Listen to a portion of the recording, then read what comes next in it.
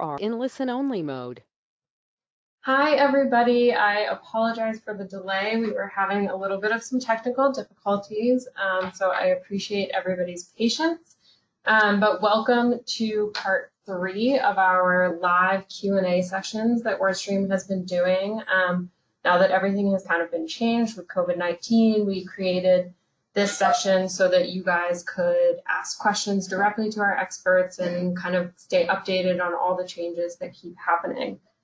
So this is going to be an awesome session. I have Gordon here. He is an SEO expert, so he's going to talk to us about some SEO and some content tips regarding COVID-19 and also sort of rebounding from it. A lot of our data analysis at WordStream has showed us that a lot of accounts are rebounding right now and more money is being put into online advertising. So Gordon's just going to talk a little bit about the now and the future. So definitely please, as Gordon highlight some of the key points in the beginning, submit some questions. Me and my colleague Amanda are going to be monitoring that chat box and asking Gordon all of your questions at the end. So definitely be submitting those questions right there in the chat box. And just a reminder before we get started, this is being recorded. So you will be emailed a link to the recording, and that link will also have our past sessions. We had one session with our colleague Mark, and he talked about just sort of the data behind what's been happening with COVID-19 and how to sort of analyze your account based on all the changes that have happened. And then in session 2, we had our colleague Kristen talking all about copywriting during COVID-19 and all of that. So this session will be recorded, so you'll get that, and you'll also get a link to the past sessions. So definitely be submitting those questions right now that we will get to, and I will now pass it over to Gordon. Cool. Hello, everyone out there. Yeah, first off, just wanted to apologize for the technical difficulties, but we've got it sorted out, so very excited to talk to you guys today. I do have some content that I want to share with you guys, but I know it's a Q&A, so I'll try to keep it quick so we can get to your questions. We can get to as many as possible at the end of the session, so I'll just hop in. So I titled this presentation COVID-19 plus SEO, not much has changed, and that's a good thing. And the reason that I titled it such is that, well, first I guess I should introduce myself. So I'm a senior SEO specialist here at WordStream. I do a lot of work also with our clients on the software and agency side. So I do have a lot of experience in a variety of verticals. So hopefully that helps me answer a lot of your questions at the end. And I think that sort of uniquely situates me to present on this topic. I'm also a Falmouth, Mass resident for any of you out there familiar with Cape Cod. So my presentation today is sort of about, I think there's a big narrative right now around how do we adapt our SEO strategy to COVID? How do we capitalize on, how search volume is changing? How do we capture that short-term traffic? I think there's a myth being propelled around right now that's like COVID-19 has fundamentally changed the way that businesses should approach SEO. And I say that that's a myth because I really think that SEO is more of a long-term game. That's obvious, but just in the fact that if you really want to drive organic traffic growth and scale that channel, which is, organic is generally one of the channels that converts at a higher rate. Obviously, it's cost-effective because you're not paying for ads. The way to do that isn't to try to think short-term and try to change your strategy or capitalize on how trends are changing, but I really think it's to adhere to some time-honored SEO best practices. And that's sort of what my presentation is about today. I'm going to run through those with you guys.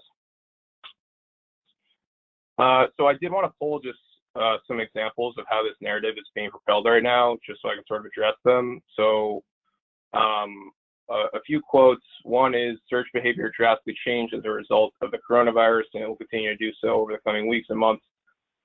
With at-home keyword modifiers seeing a material rise. So this is definitely true. Like if you've used Google Trends at all, maybe you're even looking in Search Console and your keyword tracker and you're seeing that there are terms specific to COVID and specific to your business that are showing up that you're ranking for. That said, it's going to be such sort of a short-term change in traffic, and I really think it's a better strategy to think of the long term. And I find that so many businesses aren't optimizing for the keywords that they should be optimizing for, like notwithstanding the pandemic, right? So I think this is one thing where it's sort of misleading to tell people that they should really be thinking about how to change their strategies right now, when a lot of people haven't even, undertaken these best practices. Consumerism has also seen a large demand shift from desire-based purchases to people buying what they deem as essential for overall health and fitness. Totally not true. So I almost don't even want to out her right now. She can probably hear me, but I can say my girlfriend has probably purchased a second wardrobe during this pandemic. I can say myself personally, I've probably spent what amounts to 1 or 2 paychecks on home improvement items. So I think a lot of people right now are using this as almost like a coping mechanism to purchase things that make them feel better. And I think if you're a retail business out there, you're probably feeling this, right? Like there are a lot of local service businesses, lead gen businesses that are taking hits right now, but there are a lot of direct consumer businesses that are doing pretty well. Every site should have a page about COVID-19. This is another case where it's like, yes, if you want to create this page and you're seeing terms come through that have COVID-19 appended to them, and you want to create sort of a one-off landing page to capture that traffic, by all means do so. But if you're doing so at the, you're sort of subbing that in before you're taking on these foundational SEO best practices, I really think that's a mistake. You should be finding new and emergent topics to create content around. Yes, I absolutely believe that's true. If you've been creating content for 3 or 4 years and you're ranking for all the keywords under the sun that have to do with your products and services, definitely start digging into those new trends. Otherwise, I think there are so many businesses out there that don't even know where to start in terms of, what keywords do I write about? How do I drive, long-term organic traffic on those long tail variants? So I'm going to hopefully teach you guys a little bit about how to do that today, in as much as I can in this short amount of time. So in that vein, I wanted to share with you guys 9 long-term pandemic agnostic strategies to increase authority, rank higher, and scale revenue through qualified organic traffic growth. That is a mouthful. And when I say pandemic agnostic, I just mean these are strategies that really you should have been taking before COVID. You should be taking right now. And I hate this term, but it's really low hanging fruit. So these are super actionable. If you take them right now, you're going to set yourself up for growth post coronavirus. First one is super basic, but again, a lot of people aren't doing this. Optimize your meta tags. So if you're selling fire pit tables and you don't have these keywords on your product pages, like, you're making a mistake. So the way to do this, you can use Keyword Planner, you can use Ahrefs, SEMrush. You want to find voluminous keywords with high intent to your products or services, and you want to optimize your core pages for those keywords and for ancillary keywords related to those products and services. So you want to make sure they're in your title tag, they're in your description tag, they're in your alt text on those pages. And again, I just think this is a step that so many people just overlook because they don't even know where to get started. Set up Search Console. So Search Console is sort of it's a free tool. It's Google's tool.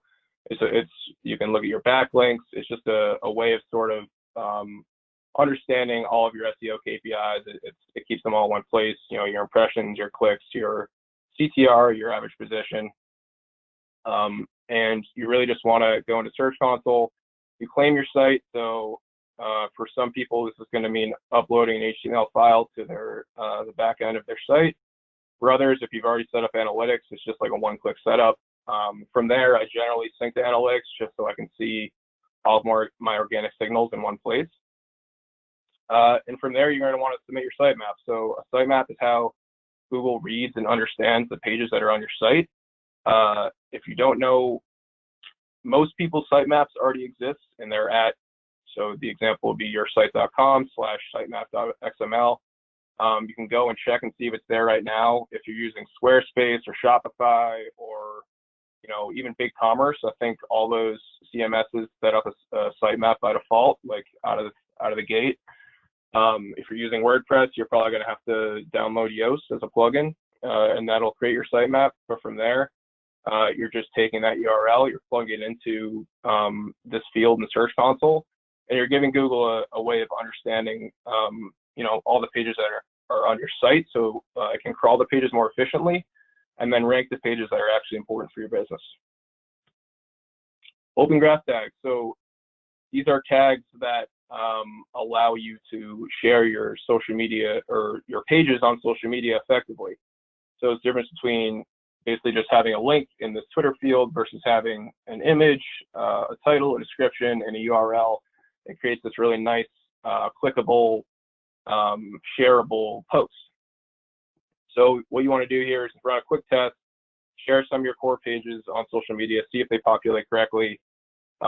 If not, you can go ahead and run a crawl on your site to see where these tags are missing. And Ahrefs is a great tool to do this. SEMrush also has a free audit tool you can use.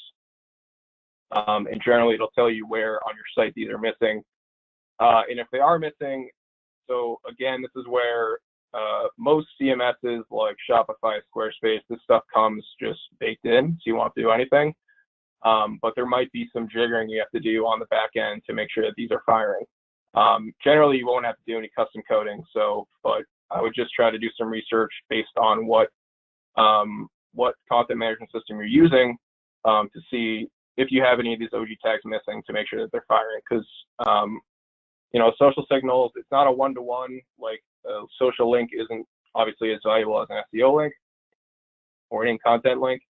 But social signals are a vital ranking signal for Google. So it's definitely important that you make your post shareable.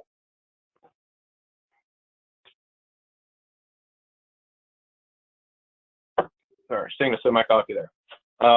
So number 4, compress all your images. So site performance. A lot of people generally don't really know where to start here. And again, this term low-hanging fruit, this is sort of the lowest hanging of performance fruit. You want to compress all your images. So if you're using an easy way to see if your images aren't compressed, if you haven't done this step yet, they're probably not. But just go to your product pages, go to your service pages, pull some of your hero images, your product images off the page. This tool over here is called Tiny PNG. It has a really silly little panda that makes it look kind of like a frivolous tool, but it's actually quite effective because it uses lossless technology, meaning you can compress your image to make the file size smaller, but the image itself is still of very high quality. So you're going to want to run your images through Tiny PNG, and you can see just the massive savings you get here on the kilobyte side to that file size. Re-upload it. Guarantee you, if you do this to 4 or 5 images on your page, you're going to find that the load time is much faster. And you can use PageSpeed Insights to see sort of a before and after of how performance has increased.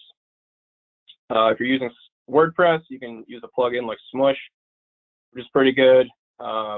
And that's just a way of sort of bulk optimizing all the images that are uploaded to your server. Link building. So we talked about keyword optimization. You're going to be building links, or the keywords that your pages are optimized for aren't really going to do anything. So you're not going to be able to rank for those keywords, right? This is how you build the authority to your site.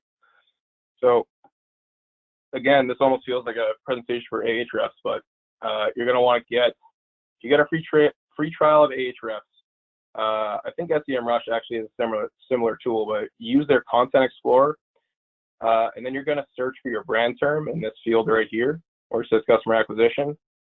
And that's going to show you all the places on your site, on the web, that your brand has been mentioned. From there, I would generally rank or sort by either domain rating or number of referring domains. That's going to give you the results that have the highest authority on the internet, where your brand has been mentioned. And then you can use this little widget right here, and you're going to highlight anywhere on the web where it doesn't link back to your domain. So from there, I would just sort of export any results where they're not linking back to you, and then you can then go and reach out to all these publishers and say, hey, you mentioned my brand, but you didn't link to turn link. There's a number of ways of presenting that value prop, but it's just a really easy way to get some quick. So this is another thing where it's actually something we've been doing at WordStream recently, where this really cool tool that allows small businesses to get up, like small retail businesses to get up online and sell their products. You also have a lot of content about how people can go about creating those websites, and that's something our audience would find useful. And we think your audience would find the fact that, you know, we're publishing a lot about inbound marketing and PPC and SEO to sort of help the people in BigCommerce's audience get up and running with digital marketing. So essentially the goal here is to find a site that has a similar domain rating to you. If you're going to approach someone who's way more authoritative, they're probably not going to want to partner with you. So find someone that's of a similar domain rating. This again, you can use Ahrefs to find.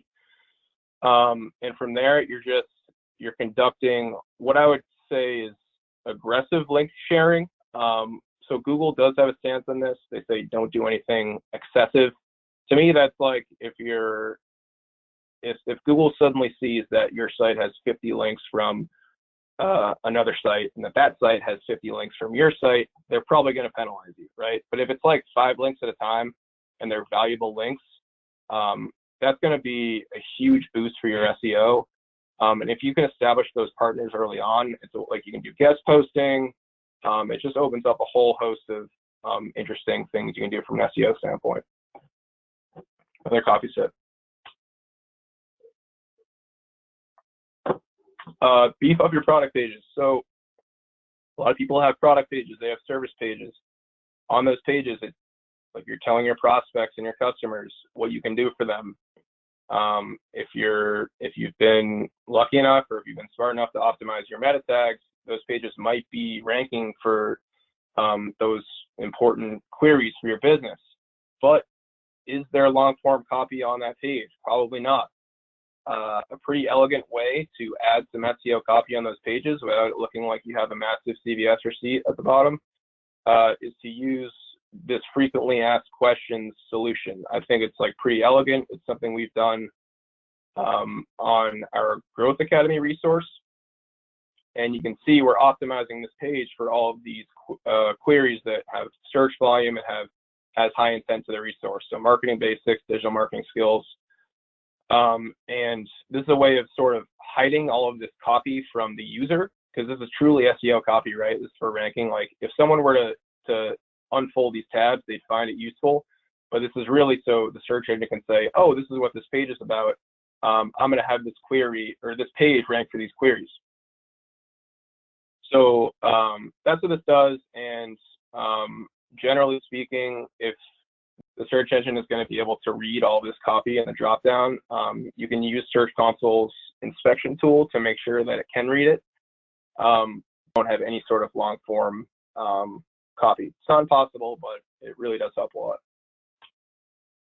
Or if they'll have sort of one-off landing pages that maybe, and they still could have some value for the business. Maybe you want to drive traffic for those pages, but they don't have any internal links to the rest of your site. So it's going to make it really hard for those pages to rank, even if they're keyword optimized. So this is again where you can just use Ahrefs or SEMrush, run a quick crawl, and that's going to tell you where all of your orphan pages are, and if those pages are getting traffic right now, if they're indexable or not, good to rank. You're going to want to build, incorporate them into your site structure somehow. So build the links back to your site, get those orphan pages. Tip, and this is the most important tip in my presentation strategy. So sort of what I was talking about at the beginning of our presentation, where I think a lot of people right now are thinking, okay, how can I incorporate COVID into my content strategy? But they're just totally missing a lot of these informational queries that exist for almost every vertical that I've ever worked with. You can create a blog. I think I'm a huge proponent of blogs. I think people sleep on sort of the value that you can get from them in the long term. But you can take the steps to sort of shore up your your foundational SEO. Make sure your indexation's clean, make sure you have the meta tags, make sure you're getting links. But the thing that's going to really allow you to scale is a content plan. And I've just seen the power of content over and over in my career, and I really can't advocate for it enough. So again, use any keyword tool, Ahrefs, WordStream's keyword tool, SEMrush. You can use Google's keyword planner. You just have to create a Google Ads account. You probably already have one. Hire an intern. You know, I wouldn't use AI. I'm sort of anti-AI. Blog post about how to do that. And then if you're able to fill the top of your funnel with net new prospect services. So that's pretty much that. I hope I didn't take up the entire allotment of time today, but I'm going to open it up to you guys. Awesome. Thank you, Gordon. That was really great. So we are running over that 2:30 mark, but because we started late, we're going to give you guys some more time. So definitely right now, we've had some awesome questions come into the chat box. Keep sending them in. We will try to get to as many as we possibly can. I also have my colleague Amanda on the line, so she is going to be monitoring the chat as well and chiming in a bit. So let's just get right into it. So one of our first questions that came in that a couple of people have been asking have been about the tourist industry. We have a couple people on the line who work on like tours and that sort of thing. Are you sort of seeing that the tourist industry specifically has been affected, or what is kind of your take on how the tourism industry should move forward, especially when it comes to SEO?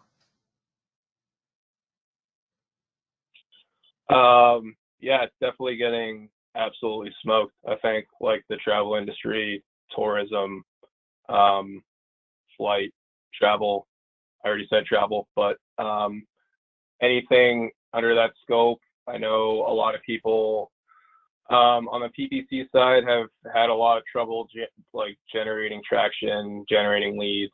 I think from an SEO standpoint, you just got to think like, and I do know a lot of people, and it's just maybe it's in, you know, now I think. So from an SEO standpoint, it's like SEO is a long-term game anyways. Like you're not going to see results generally. It depends how aggressive you are for like, you know, 3 to 4 weeks. If you're sort of aggressive, probably closer to like 2 to 3 months, right?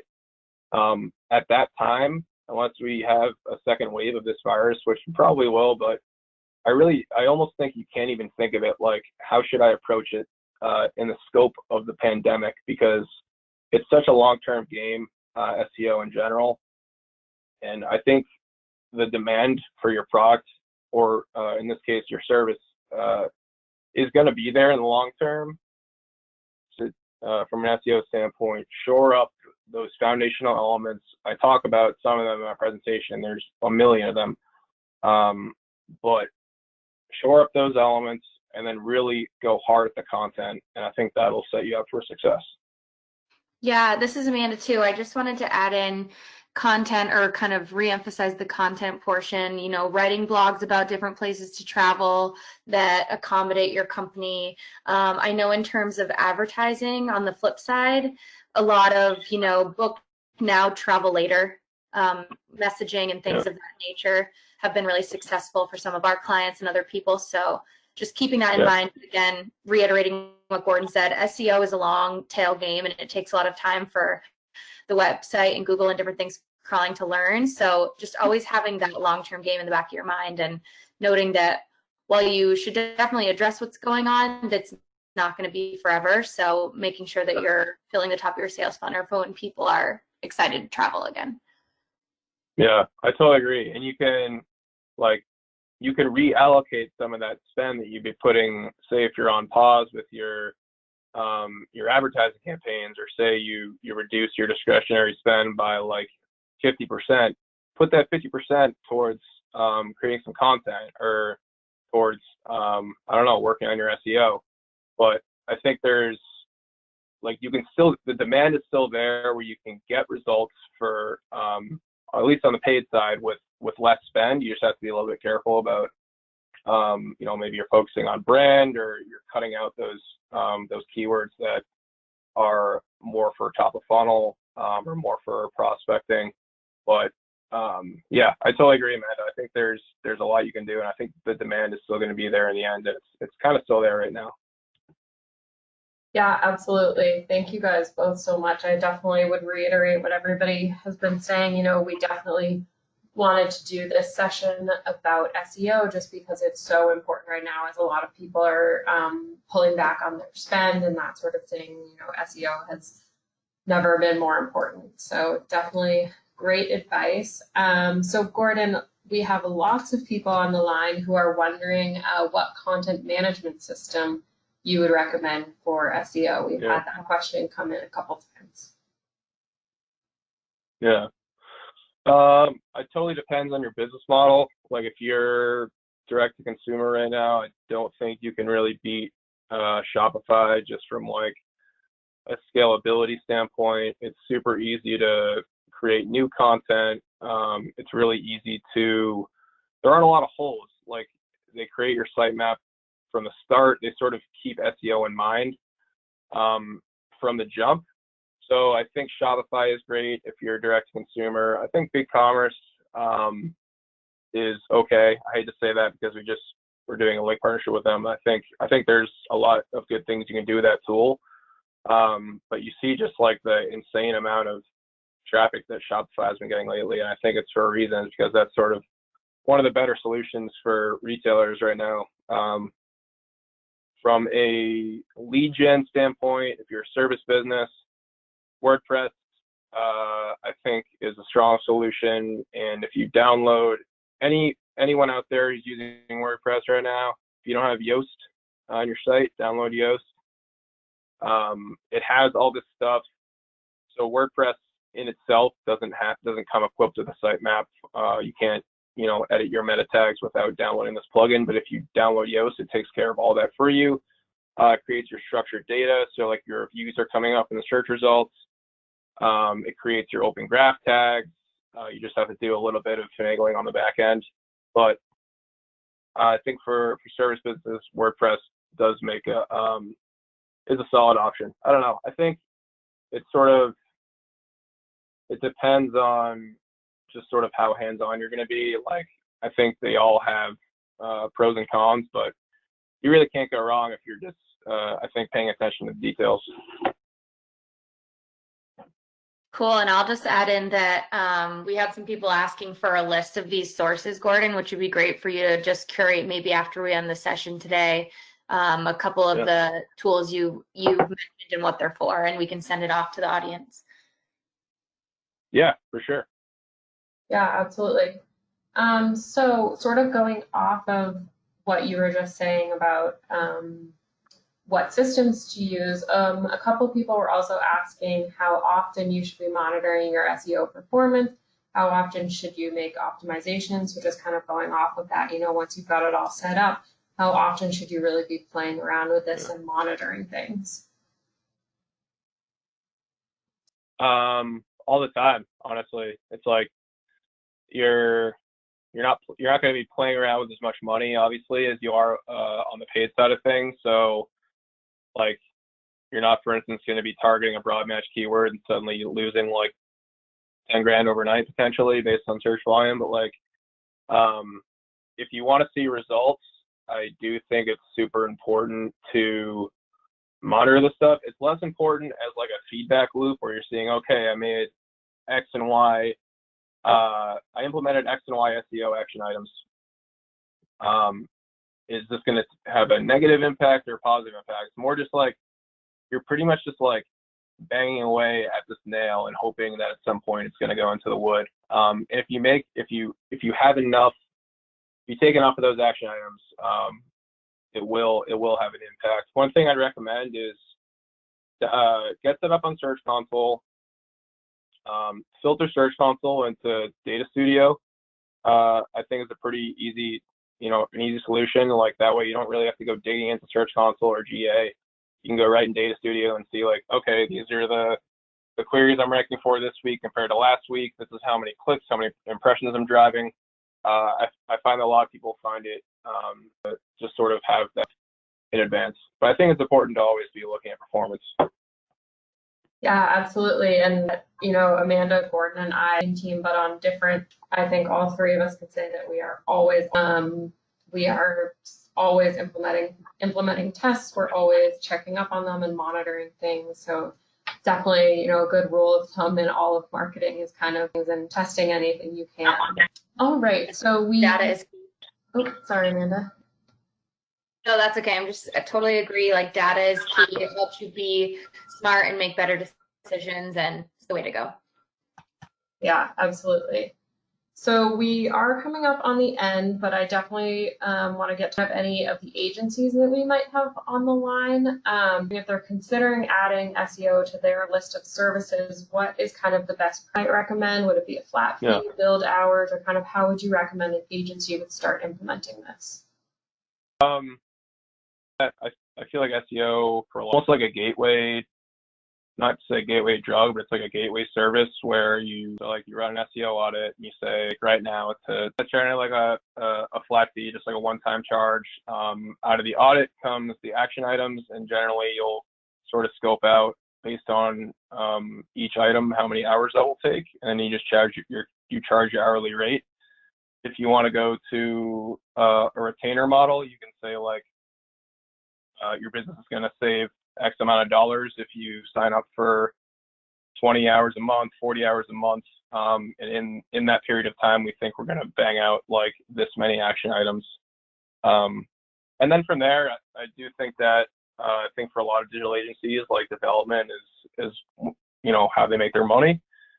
And I think there's a very good cross-selling opportunity for agencies running SEO audits and suggesting whether you're moving them to a new content management system, whether you're building them some new landing pages. I think there's a lot of opportunity to get into the development side of things from SEO. So it's not just like SEO in a vacuum, how do I make money with it? Like there's definitely cross-selling opportunities.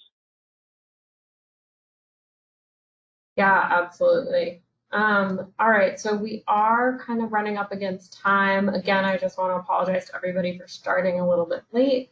So therefore going a little bit late, but we are going to be emailing out this whole recording. And also, if your question wasn't answered, we're going to be sending these out to more of our experts here at WordStream. So we will be getting all of your questions answered.